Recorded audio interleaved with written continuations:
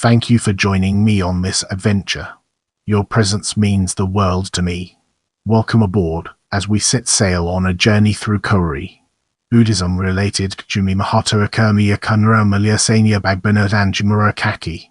The Koeri, spelt as Koiri or Koiri, also referred to as Kushwaha and more recently self-described as Maurya in several parts of northern India, are an Indian non-elite caste found largely in Bihar and Uttar Pradesh, whose traditional occupation was agriculture. According to Arvind Narayan, they were horticulturists rather than agriculturists. They are also recorded as performing the work of Mahajan rural moneylenders in credit market of rural parts of Bihar and Bengal in Urs. Koeris have attempted Sanskritisation as part of social resurgence. During the British rule in India, Koeris were described as agriculturalists along with Kurmis and other cultivating castes. They are described as a dominant caste in various opinions. Bihar's land reform drive of Urs benefited the groups like Koeris, and they were able to consolidate their land holdings at the cost of big landlords, whose possession witnessed a liquidation. It is argued that these reforms weren't percolated down to the most vulnerable groups in agrarian society, the scheduled castes, but the traditional agrarian relations based on caste did witness some changes. In the backdrop of this change, many new landlords of post-reform period hailed from groups like Koeris. In post-independence India, Koeris have been classified as upper backwards by virtue of being part of the group of 4 of the OBC communities in Bihar, who acquired land over time, adopted improved agricultural technology and attained political power to become a class of rising coax in the agricultural society of India. In some of the districts of Bihar, they have also participated in the Naxalite-based insurgency against the feudal order. In parts of northern India, they, besides Yadavs, Yots and Kurmis, are considered as largest politically organized peasant community. The Koeris are found in Saran district and are also distributed more heterogeneously across Mumbai, Banka, Khagaria, Samastipur, East Champaran, West Champaran and Baghban district. Aside India, the Koeris are distributed among the Bihari diaspora in Mauritius, where they were taken as indentured laborers. They also have a significant population residing in Nepal. In 1977, the government of Bihar introduced an affirmative action of quota in government jobs and universities, which has benefited the backward castes like the Koeris. They are classified as a backward caste or other backwards caste under the Indian government's system of positive discrimination. Now, it's time to shift gears and explore Sanskritisation. Haruki Yanagisawa, Professor Emeritus of the University of Tokyo, mentions in his work that Koeris along with Yadav and Kurmis were classified as upper middle caste, who were known for their sturdy and hardy nature. Koeris have traditionally been classified as a Shudra caste, and today Koeris have attempted Sanskritisation, attempt by traditionally middle and low castes to rise up the social ladder, often by tracing their origins to mythical characters or following the lifestyle of higher varna, such as following vegetarianism, secluding women, or wearing janu, the sacred thread. The Sanskritising trend in castes of northern India, including that of the Koeris, was inspired by the Vaishnavite tradition, as attested by their bid to seek association with avatars of Vishnu. Author William Pinch wrote, Kushwaha Kshatriya Mahasabha, the caste association of Koeris, held its first session in 1922. Some Kushwaha reformers like Ganga Prasad Gupta in Banaras argued the Koeris descended from Kusha and that they served Raja Jayachandra in their military capacity during the period of Muslim consolidation under Shah bin Guri. He argued further that after defeat, the fear of persecution at the hands of Muslims caused the Kushwaha Kshatriya to flee into the forest in disarray and discard their sacred threads, so as not to appear as erstwhile defenders of Hinduism. The British ethnographer Herbert Hope Risley recorded various Koeri origin myths in the Urs. According to one of them, Shiva and Parvati created Koiri and Kachhi to take care of vegetables and their flower gardens in Banaras. Writing 80 years later, Francis Buchanan Hamilton records that Koeris of Bihar were followers of Dashanami Sampradaya, while those of Gorapa and Ayodhya looked towards Ramanandi saints for spiritual guidance. According to Christophe Jaffrelet, the caste associations were formed with the basic objective of unifying individual castes. The All India Kushwaha Kshatriya Mahasabha was formed to bring the horticulturist and market gardener communities like the Koeri, the Kachhi and the Murao under one umbrella. The Koeris also attempted to forge a caste coalition called Raghavsama, backed by Kurmis, which was named after one of Rama's names. This was done to justify the community's claims of descent from Lava and Kasha, respectively. In 1928, the Mahasabha also petitioned the Simon Commission on behalf of various subcastes of the Koeri community to seek recognition as Kshatriya. The terminology Lavkush for the Koeri Kurmi community became more important in politics than in culture. In Bihar, it came to represent the political solidarity of the Koeri and Kurmi castes. In context of the communal riots related to cow protectionism, some writers are also of the opinion that low caste groups like Koeri has also took to cow protection for asserting higher social status, since cow already had symbolic importance in Hinduism. This particular view of cow protection was different from the urban elites. In the upcoming section, we'll be dissecting economy and exploring its implications in greater detail. The community was at the heart of the Indian opium trade, which had its main base in Bihar. For many years, the British East India Company via an agency in Patna regulated and exploited it. Karl Trocky believes that opium cultivators were not free agents and describes the coercion and financial arrangements that were involved to achieve production, which included restricting land to that product even when the people needed grain because of famine. Although profitable for the company, it was often not so for the peasant producer, and only one particular caste, the Koeris, managed to carry on the cultivation with some degree of efficiency. They were able to do this because they could employ their wives and children to help out with the tasks of opium production. Other groups involved in opium production had to hire labor, but the Koeris cut costs by utilizing that available within their own family. Describing the industrious nature of the Koeri people, Susan Bay wrote, colonial ethnographers like Dr. Hunter identified Koeris and Kurmis as most respectable of all cultivating castes in some districts of Bihar. In 1877, there was an attempt by colonial government of Bengal to prepare an account of Indian society, and it culminated into the process of all India social classification of various castes and tribes, beginning with the first census of 1871. In 1901, Herbert Hope Risley applied anthropometrical methods to develop a racial taxonomy of Indian society, leading to a problematic attempt to classify people of India. The Koeris were classified as agricultural caste along with the Kurmis. An official report of 1941 described them as being the most advanced cultivators in Bihar and said, simple in habits, thrifty to a degree and a master in the art of market gardening, the Koeri is amongst the best of the tillers of the soil to be found anywhere in India. During the colonial period, in the provinces such as Bengal, although majority of rural population was having a living from agriculture, only a few of them deserved classification as agriculturists. The Koeris along with the Kachhis and the Kurmis were not only the major agricultural caste, but were also reputed as most skilled cultivators. As per the description of William Crook of the Contemporary Agrarian Society, the Koeris were quiet, industrious and well-behaved people. In the early 19th century in the Gaya district, Koeris were recorded by Francis Buchanan as a community of ploughing tribes consisting primarily of poor and middle peasants. It was however noted that in his survey, Buchanan had neglected an upper crust among them, which had accumulated and hoarded cash and had emerged as moneylenders following committee advances to acquire dependent labor. Oral testimonies from the colonial period indicates that by the end of 19th century, Koeris in the Gaya district included rich peasants, who had acquired material wealth by improving land relation and extending market relations. This enabled them to forward advances to the dependent laborers in order to bring them under debt bondage and Kamya Malik relationship. According to author Bindiswa Ram, who studied rural credit market of heirs in regions such as Bengal and Bihar, Koeris worked as Mahajan or moneylenders alongside Bonia and Sona caste in rural areas. Ram mentions that these social groups acted both as prosperous peasant proprietors as well as rural credit market agent by forwarding credit to tenants rayet.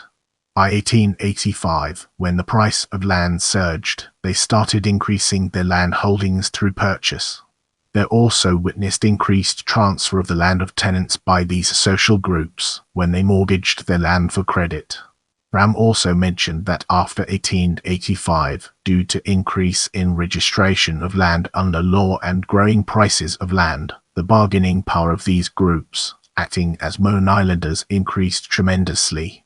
Mulabika Chakrabarti also mentions that better-off peasants of Koeri caste in region of South Bihar supplemented their income from cultivation by working as Mahajan or moneylenders. She also notes that they also involved the local Buya population in bonded labor system by forwarding community advances, a kind of loan to them. These Koeri Mahajans, according to Chakraborty, were most stringent in terms of their advances to Buya. In post-independence India, Koeris have been classified as upper strata of backward castes by virtue of being part of the group of 4 of the OBC communities in Bihar, who acquired land over time, adopted improved agricultural technology and attained political power to become a class of rising Koeriks in the agricultural society of India. The diversification in occupation of the Koeri caste in post-independence India is shown by studies in select villages of North Bihar.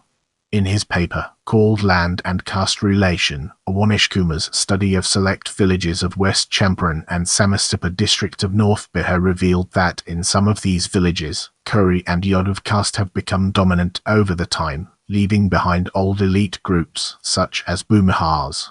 Kumar's study found that both these castes compete for political power in these zones, and a few Koeri families, who are economically sound, also own the local primary agricultural credit societies and public distribution system. However, intra-caste differentiation in Koeris was also high, as not all Koeri households in villages under study shared the prosperity attained by some of their clan members. The study also presented a differentiated pattern of control over land and resources, as, in some quarters, castes like Koeri and Yadav were dominant, while in others, Bhumihar caste still had control over significant amount of cultivable land.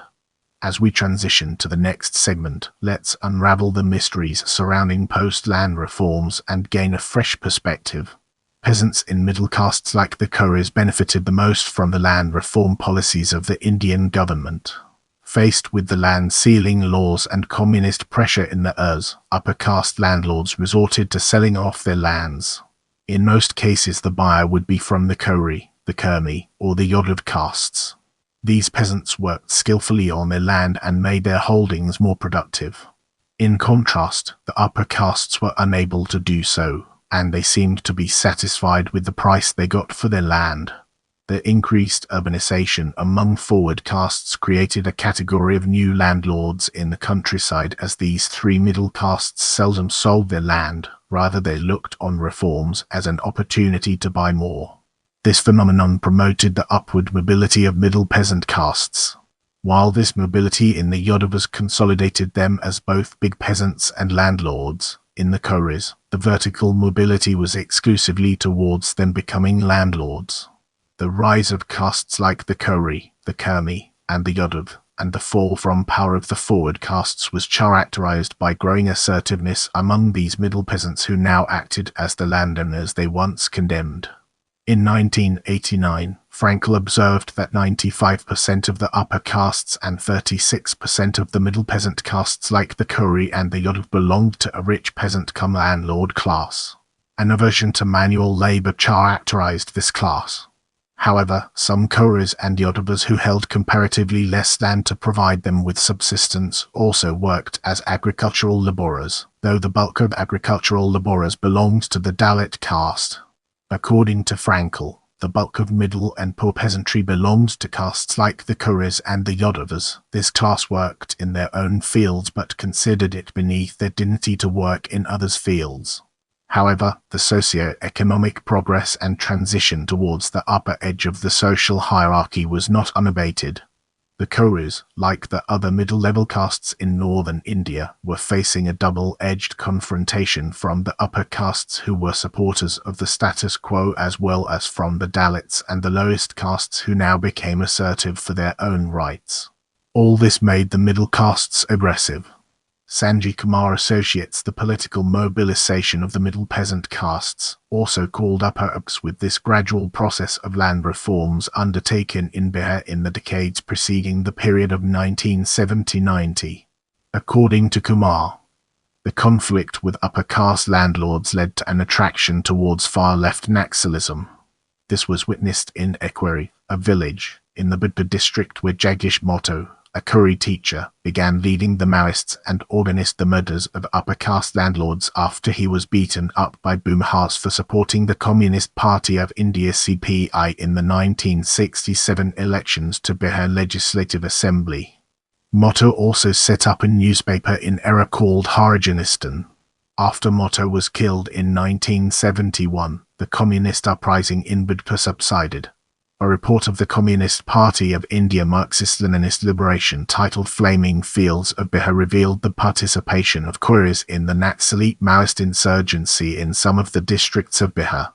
It was reported that, being the victims of persistent banditry and oppression by the upper caste landlords, middle castes like them more often come within the folds of revolutionary groups. The SPIM remained successful in mobilizing Koiris in the districts of Patna, Budhpur, Aurangabad and Rohtas districts. Later, a section of the upper strata of the Koeris and other middle peasant castes voiced their support for the militant organization Ranma Sena. This group had benefited the most from land reforms and became ruthless towards the Dalits.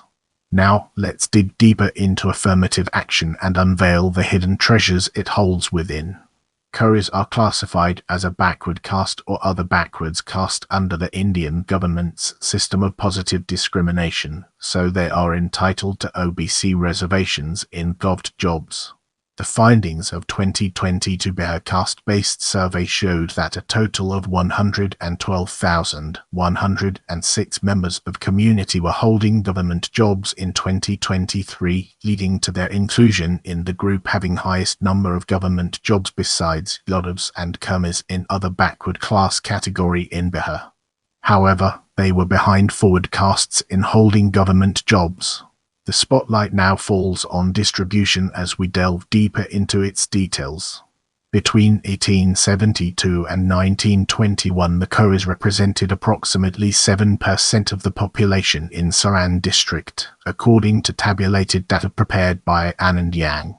Yang also notes their involvement in tenanted land holdings around the period. The Koeris worked around 9% of the total cultivated area of the district, which was 1% less than the hers, although they represented around 5% more of the population.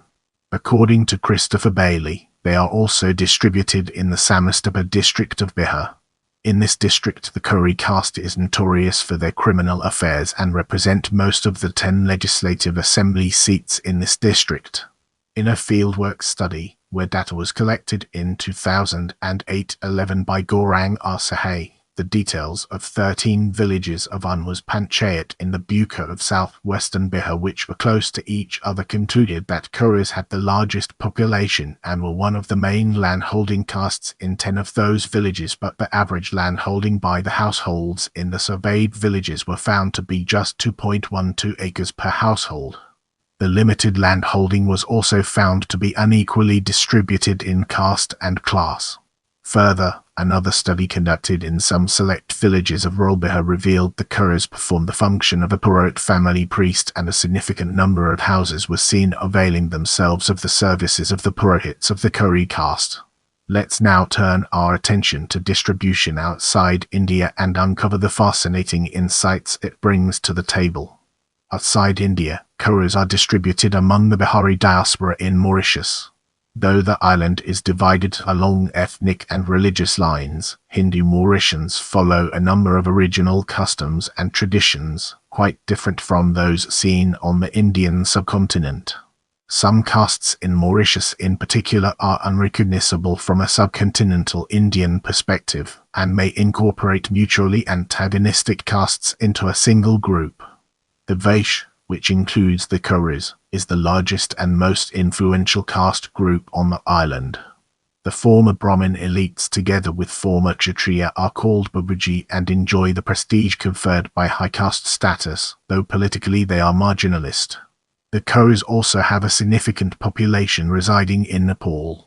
The 1991 census conducted there included estimates of their population estimates, but these were not included in the 2001 census. Get ready to immerse yourself in the world of Uttar Pradesh as we examine its impact and relevance.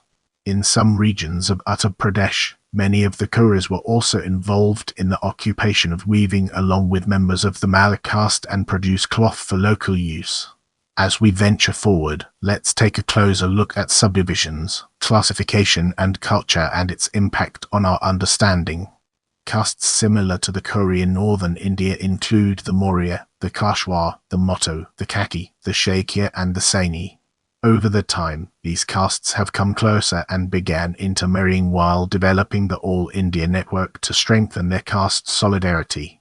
In 1811, the physician Francis Buchanan Hamilton classified the producer castes of Bihar and Patna, the Koeri, the Gwala, the Kurmi, the Sona goldsmith and even the caste as ascribed caste as pure Shudra.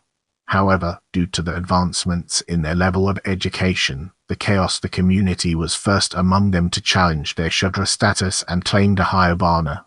They were followed by the rest of these communities. In the households of the cultivating castes like the Koeris, there was no major segregation of family duties based on gender. Here, both male and female members of the family participated in cultivation-related operations, thus paving the way for egalitarianism and a lack of gender-related discrimination and seclusion. The view of the Koeris regarding their women is portrayed through their Yoti caste pamphlet, where Koeri women are described as being loyal to their husbands and having all the qualities of a true Kshatriya woman, who faces the enemy with courage and fights along with her husband rather than being defeated outrightly. The Kshatriya reform movement in the middle peasant castes which took place during Urs turned rural Bihar into an arena of conflict. William Pinch claims that castes like the Koeris, the Kurmi, and the Yadav joined the British Indian Army as soldiers. The Kshatriya, or essence of being Kshatriya, was characterized by aggressiveness among these castes, which led to the formation of many caste armies resulting in inter-caste conflict. In the Urs, in regions surrounding Mahato of Rohtas district, Koeris also operated bandit groups, which were responsible for caste warfare with the members of rival groups. One such group was Ramashish Koeri gang, which operated out of Kama Hills. Now, let's dig deeper into organization and unveil the hidden treasures it holds within. In the interwar years, during a period when there was a general movement among various castes seeking to uplift their status, there was also at least one journal being published for the Koeri community, the Kashbala Kshatriya Mitra, while other interests of the Koeri community is taken care of by the Kushwaha Kshatriya Mahasabha. Besides these organizations, there exists various state-level organizations catering to socio-political needs of the community. In Jharkhand, one such organization called Kushwaha Mahasabha works for political empowerment of community. Prominent Jharkhand leaders like Akuram Mahato, Devdayal Kushwaha and Bubchwa Prasad Mehta had remained associated with this organization in past. Let's zoom in on politics and understand its implications. In the early 20th century, the Koeri and their subcaste the Murao participated in the politics of the Kisan Sabha, which worked for the peasants' cause against the ill effects of landlordism and the 1920 Gandhian non-cooperation movement. These peasant castes, which have a long tradition of independence and caste solidarity, founded the Kisan Sabhas, which later became instrumental in supporting peasant causes. The traditional method of Nadobi bandisaling of service of washermen and barbers to enforce the sanctions on the landlords and use of their robust caste panchayats became a symbol of this peasant movement. Koeri leader Motabadal Koeri became a founding leader of Oud Kisan Sabha Awad Farmers Conference along with Baba Ram Chandra. Large numbers of Koeris participated in the Awad Kisan Conference of 1920, which was held in Ayodhya. In the heyday of British Raj, the Koeris aligned with the Kurmis and the Yadavs to form a caste coalition cum political party called Triveni Sangh. The actual date of the formation of Triveni Sangh is disputed among scholars.